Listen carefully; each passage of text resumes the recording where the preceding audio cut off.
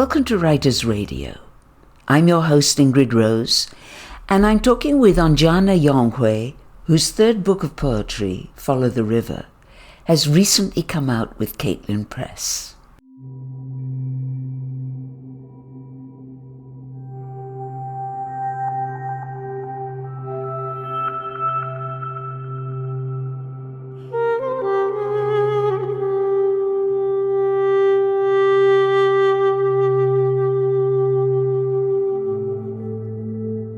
Souvenir, remembrance. Think of the pear. It was summer long ago when we plucked from the garden pears greened by wind and sun. I walk along a corridor in the Museum of Memory, tempted by many tantalizing doors, still ajar. Even happy remembrances bring pain, the quiet, bodily throbbing of the lost. Love always calls in slow moments. The first time I looked at you, something opened in me. Suddenly my heart like bells. I do not tell you all this to get you back, except to tell you that you have been loved wholly, resolutely, and with the eye of time. Electricity fails us, distance fails us, time fails us, as does age. And yet all this surpassed by the moment of green among the tall grasses, by the pear.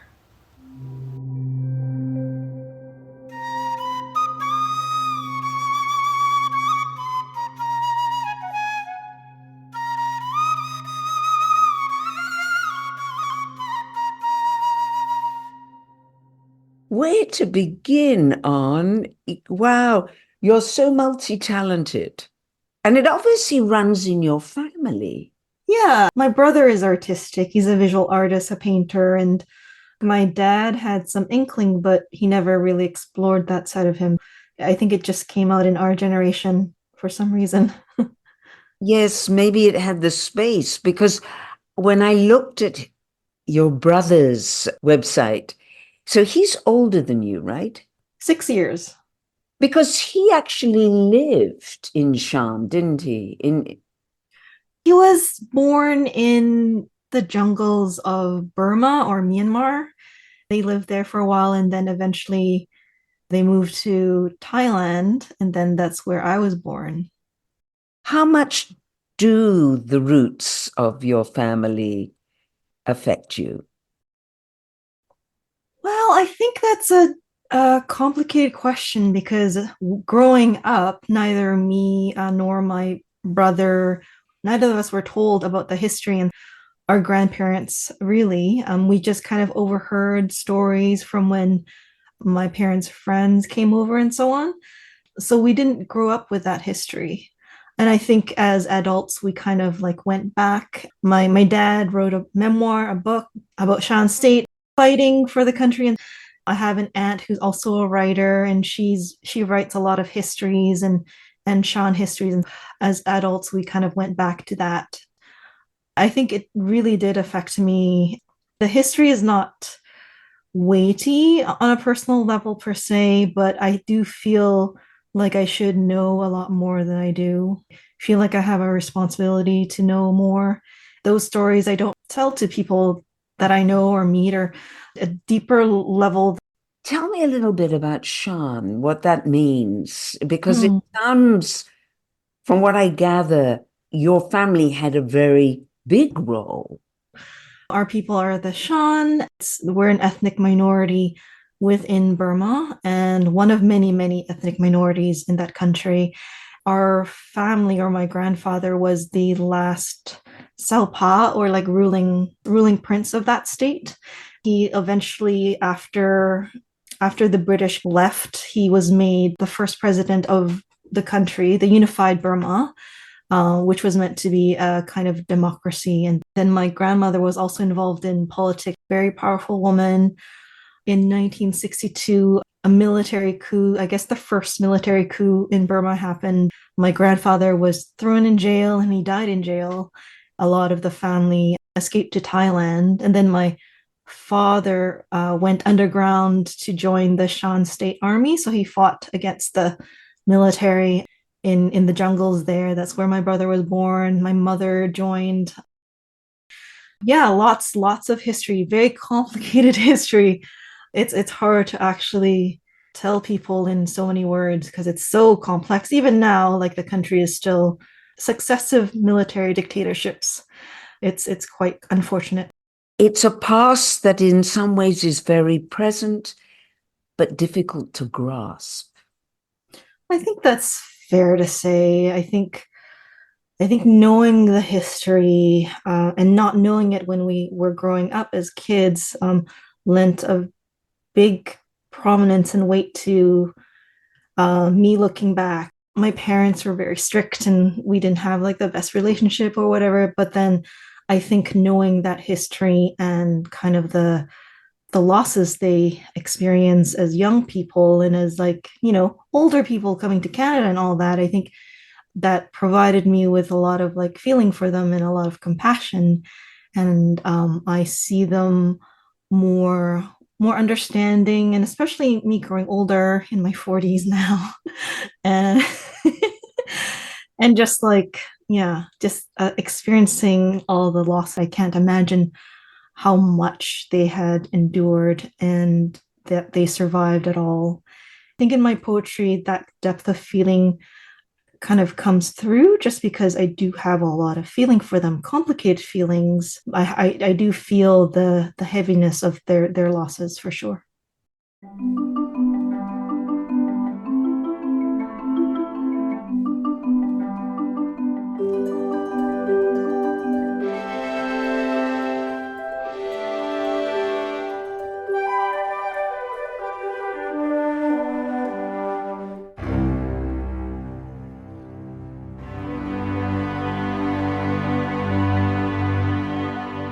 The beginning. We make a nest out of old loose-leaf papers, cat hair, and dusty books. I wear your plaid shirt to smell faintly of you. We lay on the bed face to face. I tell you about my grandfather who died in a Burmese prison. Much of my family have gone unhinged from a grief they deny. I reveal how difficult it is to live with this nose, these eyes, this brown skin, to be always thought of as foreign. You tell me about living estranged from your mother and sister, how closed up you became when you were left with your dad. Kindness was something you did not experience as a child. You stopped smiling at the age of 7. Both of us have recovered from anger. We breathe, we open our eyes, no longer turn away from the world. We breathe. You see me, I see you. We turn toward each other, toward the world.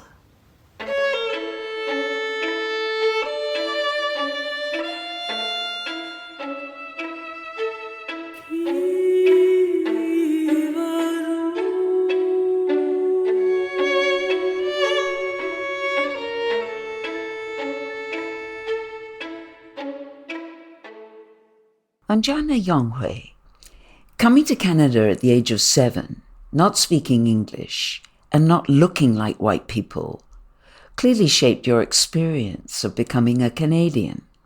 Oh, for sure. Like it's been, I think, a struggle. I never knew like where I belonged really, because back then in the 80s, there were immigrants, not that many, and everyone was kind of, they lived in my neighborhood, like the Mount Pleasant neighborhood that used to be where all the lower income immigrants and folks lived.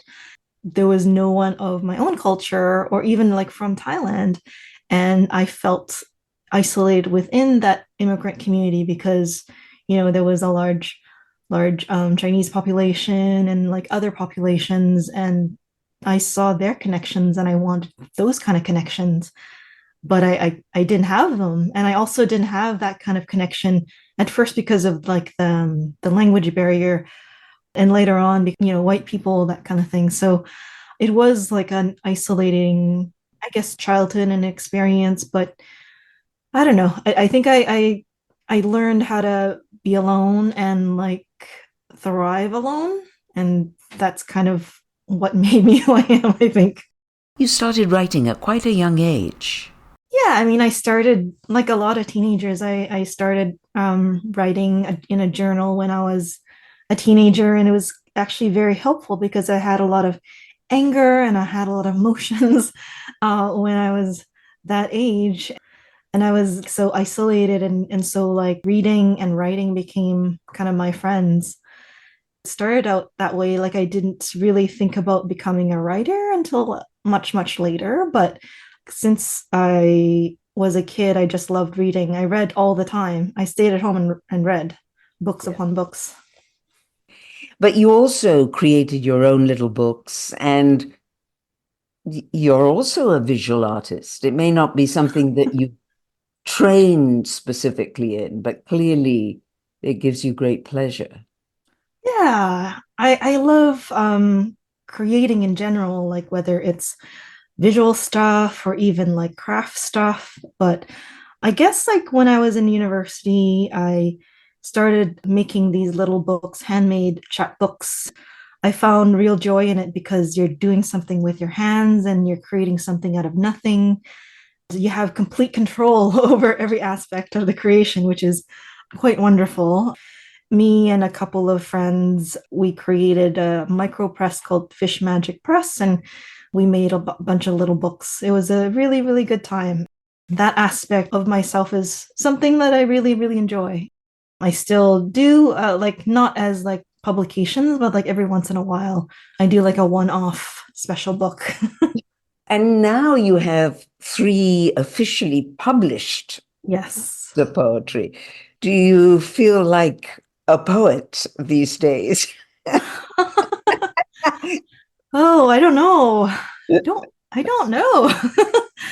I guess I don't know. I think more of myself as a writer and trying to express things with words that are difficult to express or that captures moments or feelings, and whether that be that is through like poetry or prose or like visual art stuff. I think they're, to me, they're all the same, so I don't really think of myself as a poet per se. I guess I am because I all the books I publish are poetry, but yeah, I think of myself a bit more broadly, I suppose.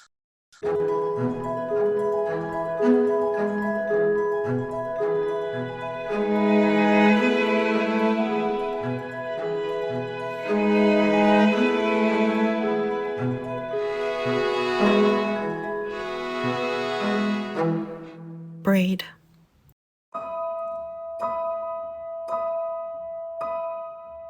Even with hands cracked from cleaning, still she beckons me to sit by her lap. Amidst the sound of cars rushing past, the hum of evergreens and mountains that loom over our small apartment. She begins to braid, humming Connie Francis tunes, but only later do I wonder what she dreamed of. If she longed for late afternoons when geckos begin to appear, when the air is draped with mangoes and reckless chirrups.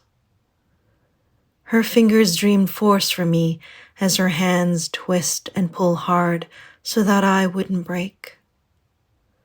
Under her palms I fall under the tops of trees, into warmth and spice and waving sunlight, into memories of green and sky and a land where she fits.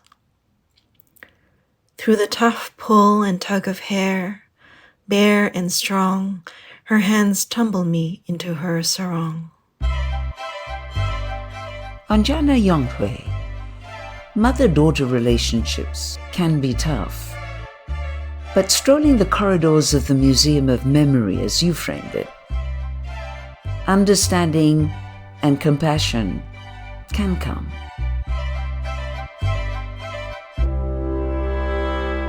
It's difficult to make a living as a poet. Yes, yes. I knew that I could never make a living through writing or any kind of writing even like becoming a journalist, an editor, I feel like that would have depleted my creative energy somewhat. So I wanted to work at a place where, yeah, I didn't have to use up that creative energy and that was like secure. So for a while, I did ESL teaching, and then I did a lot of office work. And then 8 years ago, I became a nurse. It's good so far. It's a good job. It's very, very interesting. It's never boring. Quite difficult and stressful, as you can imagine. But on the whole, I'm happy with my choice. I imagine it's got that aspect of being hands-on as well as caring for people in so many different ways. It is.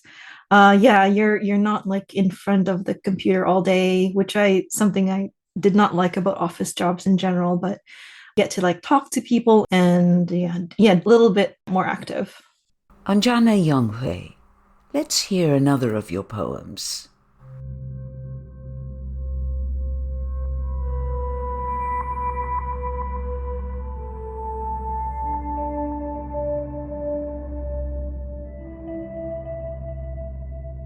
Crossings. Between us, words, rocks. Your arms start to falter. They are too heavy. We fall into oceans. A friend says that sons and daughters somehow carry the tragedies of their parents. Written on their hands, loss is passed on. What are mother and father but loss unnamed? For the country they have given up, for the waters crossed, for the poverty of the brand new, for time uncertain, wavering on a pin. The river carries it all, the burdens, the heavy heart, always filling, always emptying.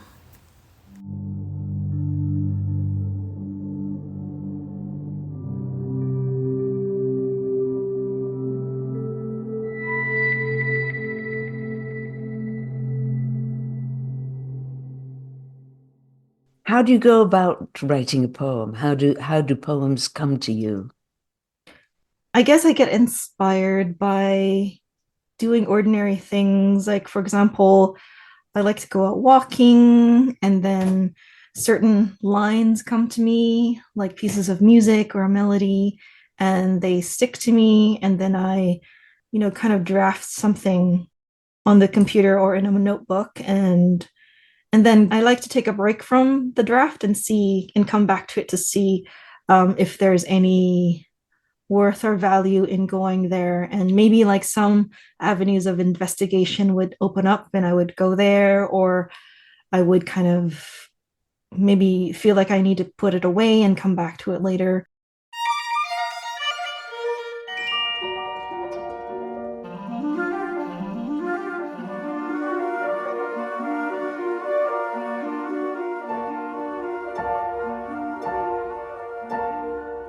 We follow the river. Nurses tip you over as if you were filled with oceans. They swaddle your hollow hips in cloth and plastic, utter whiteness.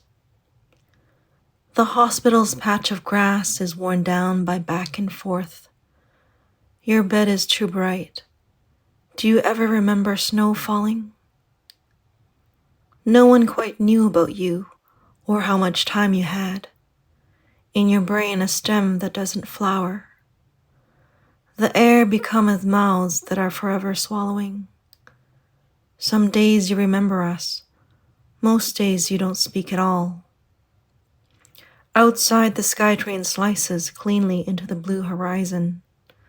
The new station like a human spine, metal rafters gray and skeletal.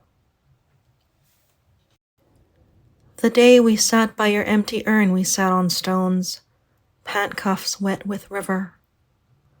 So many stories will never be complete now. You died not peacefully like a river, but gasping like a hot ocean. We follow the Fraser, the sun bending water in brindled fingerprints. Fish are invisible under such light. In the distance, they are making new mountains out of steel and glass now.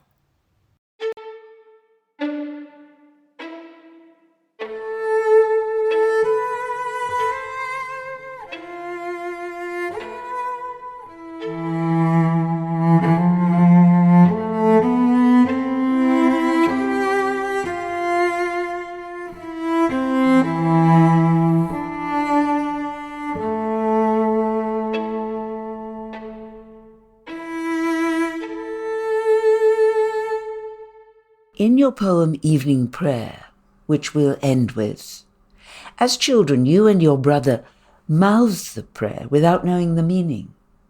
The Buddhist prayers are in Sanskrit, which is like an ancient Buddhist text. It's not in Thai or Shan or anything. So it's like a foreign language that we learn the sounds of and we repeat. And then our parents tell us what they mean. And I think it's like that kind of prayer is, you kind of know what it means, but it serves as a comfort, like voicing of them or the sounds of them just does something to you, I think.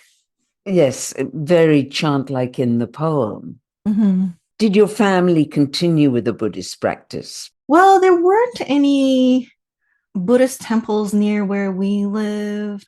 We're from Thailand and Southeast Asia, so it's a different kind of thing. All of the Buddhist practice my parents did was at home. So we had a Buddhist altar with Buddha figurines and statues. And my mother was more like the religious one. My father, not so much, not really my brother or me either, but every day she would offer food and water to the altar and kind of pray, a very, very important part of her life, even until the end. And now, does that have any role in your life? It does. Like Buddhism has a big role in my life, but not the type that I grew up with. So the type that I grew up was very ritualistic and had certain things you had to do. And the kind of Buddhism that attracted me was more like the Zen Buddhism. When I was a young woman, I read a lot of Vietnamese monks' books, Thich Nhat Hanh. Yes. And I loved him so much, and his writings definitely changed my life. So I'm more like the Zen Buddhist style versus the more ritualistic Theravada style that I grew up with. Yeah. So it has like played an important role in my life, but more as like a lifestyle or philosophy, or like as a means to letting go of anger or negative emotion and letting things kind of pass and accepting the impermanence of things.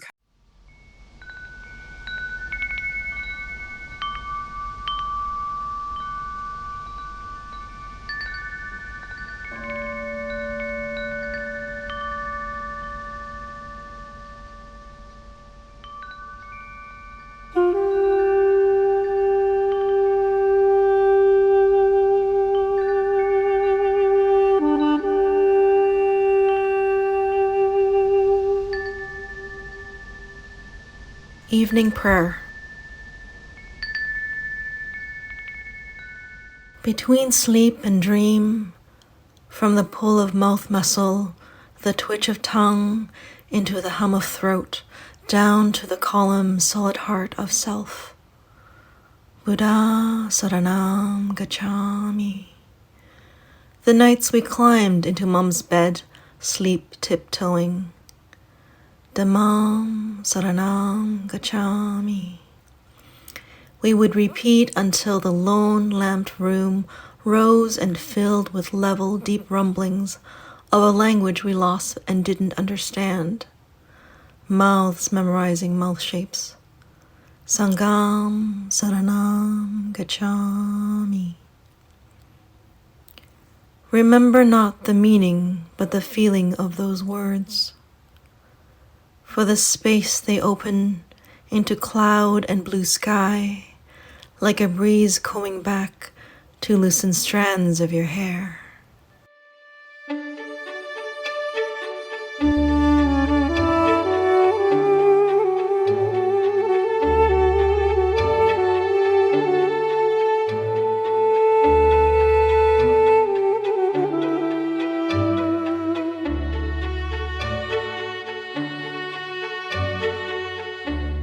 That was Onjana Yawnghwe reading her poem Evening Prayer.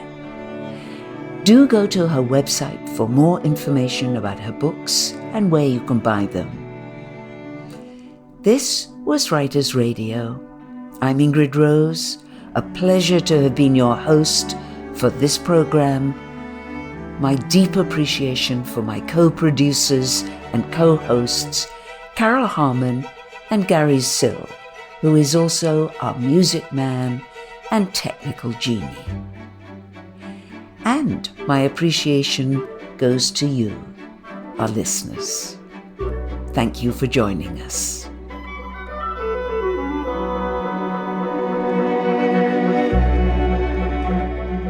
You have been listening to Writers Radio, a non-commercial collaborative project which presents talented writers reading their own work. These stories, essays, and conversations revisit the long tradition of oral storytelling that connects us to the inspiration behind the words. Be sure to check the website, writersradio.ca, to subscribe to our free notifications list. It's also a way of letting the writers know you are there and appreciating their creative work.